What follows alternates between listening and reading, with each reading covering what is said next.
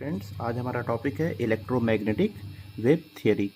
Electromagnetic wave theory को हम nature of electromagnetic radiation के नाम से भी स्टडी करेंगे। तो दोनों हेडिंग का एक ही आंसर रहेगा, ये ध्यान दीजिएगा। आइए इस थियरी के बारे में जानते हैं। देखिए, थियरी का मतलब होता है जिसमें एक से अधिक पॉइंट हो। किसी भी थिंग्स के बारे में अगर एक से अधिक पॉइंट आप एक्सप्रेस कर सकते हैं तो उसी को हम थियरी नाम देंगे। एक लाइन में थियरी नहीं हो सकती है। एक लाइन में डेफिनेशन हो सकता है, लॉ हो सकता है, रूल हो सकता है, लेकिन थियरी कभी नहीं हो सकती है। तो इलेक्ट्रोमैग्नेटिक वेव थियरी को हम 3 पॉइंट में डिस्कस करेंगे। तो पहला है थियरी प्रपोज बाय। इस थियरी को किसने प्रपोज किया था? जेम्स क्लार्क मैक्सवेल ने। कब किया था? 1864। इस थियरी में आपको यहाँ पे 3 पॉइंट स्टडी करने हैं, तैयार करने हैं। पहला है the energy is emitted from any source continuously in the form of radiations and is called the radiant energy. देखिए, कोई भी आप सोर्स ले लीजिए एनर्जी का, जिसमें इलेक्ट्रिसिटी प्रोवाइड करके हम हीट कर सकते हैं। जैसे आयरन रॉड ले लीजिए, पानी गर्म करने के लिए रॉड आता है। इलेक्ट्रिसिटी आप देंगे, वो हीट होगा, हॉट होगा। वाटर को भी वो धीरे धीरे क्या करेगा? गर्म करेगा। ऐसे बल्ब आप ले लीजिए, उसके अंदर फिलामेंट होता है। आप जब ऑन करते हैं स्विच को तो बल्ब जलता है, फिलामेंट हीट होता है। उस हीट को आप फील कर सकते हैं दूर से, ठीक है। तो ये एक प्लेस से दूसरे प्लेस तक एनर्जी कैसे चलती है? ये radiation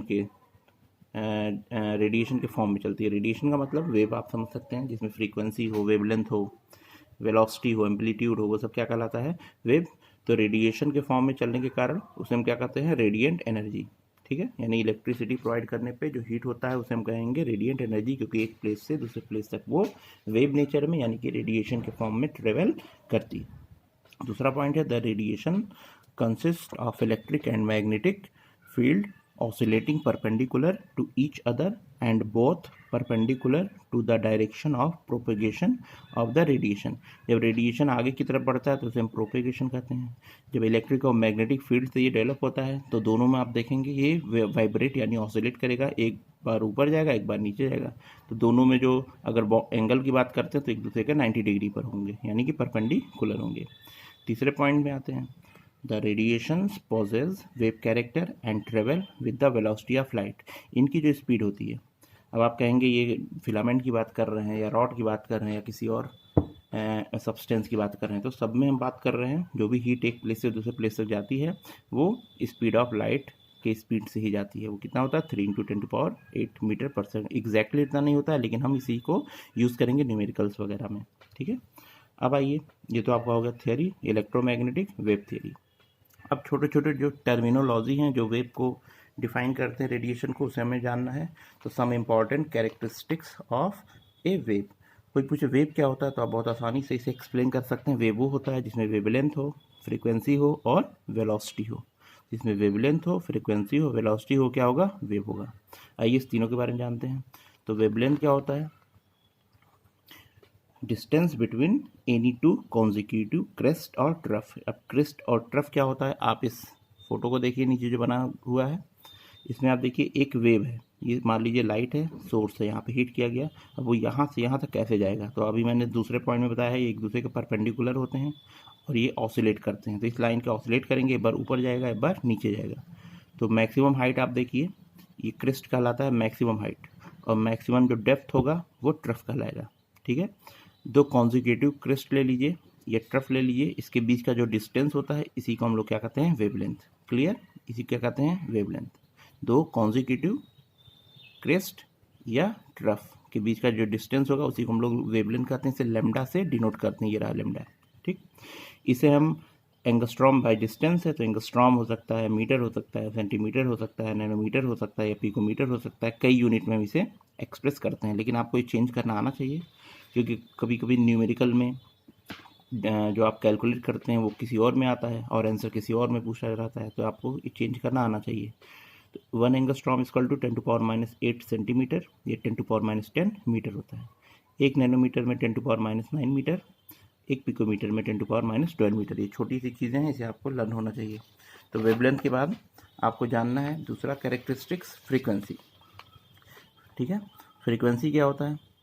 number of waves passing through a point in 1 second. कोई एक पॉइंट रख लीजिए और 1 सेकेंड में देखिए इसमें से कितनी वेव पास हो रही है, उसी नंबर को आप क्या कहेंगे? फ्रीक्वेंसी, ठीक है। फ्रीक्वेंसी को हम लोग न्यू से रिप्रेजेंट करते हैं। किससे करते हैं? न्यू से। और इसकी जो यूनिट होती है वो हर्ट्स होती है। हर्ट्स को आप साइकिल पर सेकंड भी बोल सकते हैं या सेकंड इनवर्स भी बोल सकते हैं। तो 1 हर्ट्स इक्वल टू 1 साइकिल पर सेकंड। अब वेलोसिटी पे आते हैं। वेलोसिटी क्या होता है?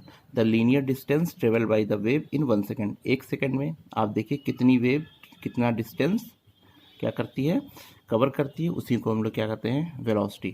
एम्पलीट्यूड, कुछ एक्स्ट्रा चीज़ें भी जान लीजिए। एम्पलीट्यूड क्या होता है? अभी ऊपर आपने पिक में देखा है कि मैक्सिमम हाइट या मैक्सिमम डेप्थ जो होता है उसी को क्या कहते हैं? एम्पलीट्यूड कहते हैं।